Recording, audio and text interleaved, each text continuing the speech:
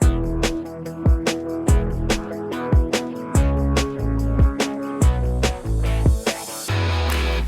we are back. This is Skrizz and Adam with a new episode of The Rise. I am very excited about this one. Adam, how you doing? I'm doing well. I don't know why you're that excited about this episode, though. It's about such a negative topic that we hear about way too much. I agree. This is a horse that's been beaten to death, but I think I'm excited because for some strange reason we haven't talked about it. I think we've been the only people in the whole world that have avoided this topic. I don't even think me and you personally have ever talked about on COVID. either of our platforms, which are by no means the biggest platforms, have we talked about this, let alone on our podcast. But we're going to jump in today. If you haven't guessed already, for The Rise, we are talking about COVID. We are talking about how has COVID affected our lives, our businesses, everything it means to be an entrepreneur. So Adam, you want to kick it off? Yeah, so I want to hear from your standpoint. Like from a business standpoint, it's a little bit different, but I mean, everything has changed. Every industry has changed. Sure. Everything has been evolved since COVID started, obviously. But for you, you made such a living of traveling, whether it's for house parties, shout out to the Bar Mitzvah back in the day. Bar Mitzvah, hell of a Yep. From things like that to obviously performing at concerts and shows.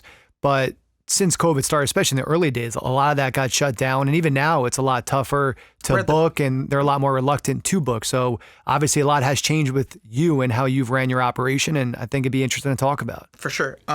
Great question. There were two main fundamental changes, and I think they were very good changes that are literally the spark for something greater happening. Anyone who knows me, Adam, like you mentioned, I spent the early years of my career playing house parties for free, bar shows, different types of shows and stuff like that.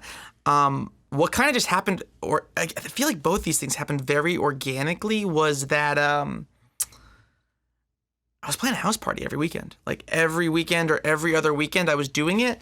And it suddenly just became a lot more straightforward that this was a formal business. Locally, or you would travel the country? No, travel the country. I've done Canada twice. I've done Denver. I've done Iowa. I was being flown out like at least once a month. And I think it was a perfect example of the economy doing its thing, where it was like people wanted to see me, or people wanted to see concerts. And again, I did not have this on my website.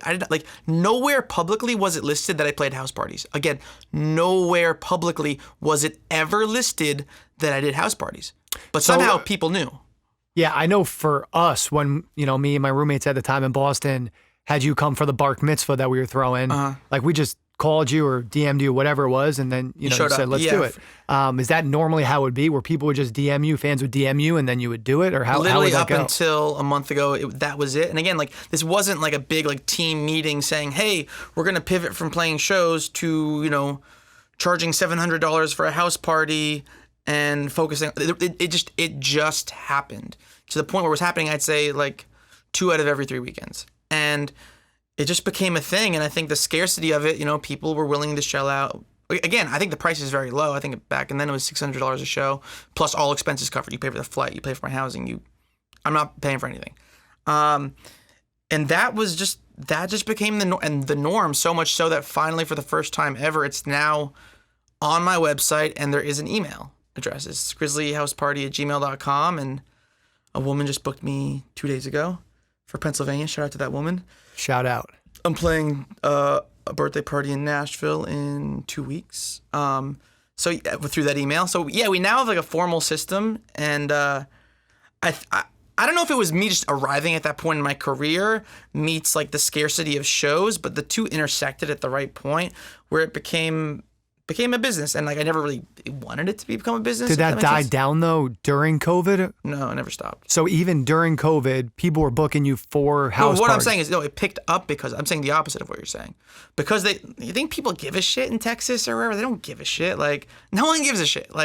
If they can't see live music at Madison Square Garden, they'll settle for Skrizzy Adams in my backyard. Interesting. That was so COVID actually worked in my advantage. Exactly. Interesting. So COVID, I thought you were going to go with it a different direction, where it picked up for your virtual shows that you're doing. But you're saying people, because they couldn't see you or see anyone for that matter. It's not me. It was seeing anyone in person. Right. They're wanted like, we'll bring you in here to do a backyard party with me and 20 of my friends. Exactly. That was exactly what happened. And it's still sustaining to this day. I've risen the price. I will continue to raise the price at a tasteful amount. Now, would you rather do a show like that, backyard, 20, 30 people, you get to meet, interact, have a good time, versus doing a traditional show that you would do at a hotel or a venue or wherever that is? In the perfect world of Skrizz and Adams, it goes every week you do a private concert, every week you do an acoustic public show, and then 3 to 4 months out of the year you do an actual tour with a band playing stadiums. You know what I mean? That would be the perfect formula for me, where you get all three. I've always talked about, like, I always want to do solo acoustic shows every week for the rest of my life and then tour. Does that make sense? Yeah. Why? Because I like it. Okay. I don't think so. It has nothing to do with the money. It's just more. No, about, this is that. That's definitely not a money it. thing. I mean, it's great for money. Are you kidding me? Like, it's you're working triple jobs. Right. But no, I just do it because I enjoy it. Okay, so COVID helped pick up the house party business. It helped solidify the house party business as a business. It made you take it more seriously, and it's also made it so that others see more of a need for it, because the other way of going to shows does not exist or did not exist anymore for or at least decent period of time. More scarce, yeah. Okay. For sure. So that's all one. Right. And then the number two was I started doing Zoom concerts. Very simple. I have no idea why no one else does it. But fans email me. No, fans purchase it on my website. There's actually, they purchase 5 songs, 10 songs, 15 songs. Okay, so I go to skrizzlyadams.com. You purchase the house party. You get an email from me saying, hey, what day you want to do it? And we lock in a day. And I say, send me a Zoom link 30 minutes before. And then if you don't show up, that's on you. And I get a Zoom link. I chime in. We do the concert and say goodbye. And that's it. So both are house parties, just one's an in-person house party, one's a virtual house party. Yes, I was actually explaining that to somebody that majority of the time it is like a family reunion or a party, or it's a get-together. Like sometimes it's just 2 people or whatever. Like it's often a present for the wife or husband. But more often than not, it's like a bunch of people gathered around the couch in their iPod. And iPad. Who the hell is an iPod anymore? iPad. God, you're aging yourself. I know, iPad. So yeah, those were my 2 businesses, and I think the birth of the house party solidification will create a bigger business. Again, I'm not trying to make a killing off this. The whole point is making it cheap on purpose. But I am excited, and I'll say that the Zoom concert has yielded another business that I'm working on, which has a very promising future. So those are the ways COVID's affected me. Regarding music, like, I have my people and I work remotely, you know what I mean? And sometimes we meet up in person and talk about things. And if anything, it's helped everybody around me kind of hunker down if they haven't hunkered down already, and just get stuff done by themselves, where I'd say, I don't know, I feel like I can be in Canada with my laptop and still get the album done. You know what I mean? So I think it's just kind of fine-tune people's skills to work remotely. Have you seen any big shifts in the music industry that you think will never reverse back now? I will say I firmly believe COVID's not going away. I truly believe I will be getting PCR tests to go to Canada for the next 10 years. I'm confident in that. But even more just from like... So what I'm saying is the live concert business being a big question mark will always be a thing. Interesting. I really believe that. Interesting.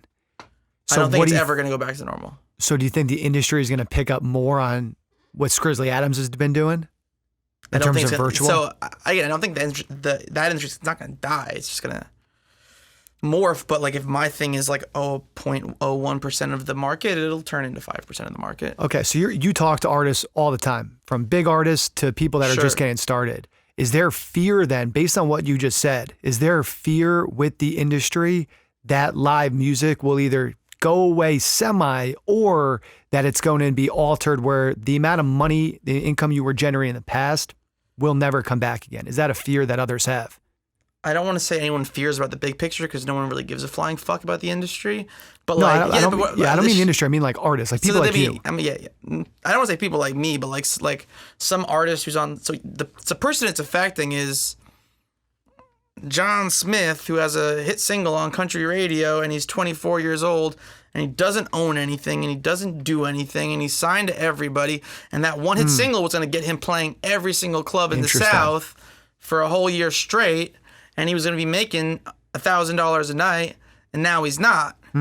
So he better start doing Zoom concerts and private concerts pretty soon. That's all I'm saying. So that's the person it affects. So it doesn't affect someone who's more has your method of just like putting out quality. It's that person who does have that one hit song. And they need to exploit that song by being there in person, and they're just not. That's the person it affects. Interesting. That's the person. And that person is the winner of 100 people attempting to be that person, and he's still fucked. Right. So it's a very much a losing game right now. So does that mean the labels are really fucked to your point then? Because the labels are the ones that are looking. The label's the one winning off the single. The label and the publisher is the one winning off the single. Like Kanye West went on a rant. Kanye West back in the equation. He's like, we're all just fucking slaves. Like, we make you all this money and we get to go on and play, if we're lucky, we'll become superstars like me and play arena shows, and that's where we make our money. Interesting. And it's like, you got to think of John Smith on the radio getting his first country single. He'll never get to his third country single. It'll never happen. And he's one of 100,000 trying to get there. And he's like, you want to give us money? You want to, throw in our tip jar? That tip jar is us playing these club shows, or, playing the Fox News event or whatever the fuck, That's where he's making his money. That's why he signed to CAA, a big agency, for those 2 years, because they can exploit him being on the radio. But he doesn't have that right now, because the fucking, it's just not happening. And your bet is that they have to adapt or they're going to die. This is why I'm starting my other business with BMI. Like, they need to find another way of making money, because they're not. And if they're willing to work, this should be a no-brainer. If they're not willing to work, like, they're fucking idiots. Interesting. So that makes sense. So the biggest loser potentially in the industry is that person with that number one hit single that needs the live shows more than anybody else. Exactly.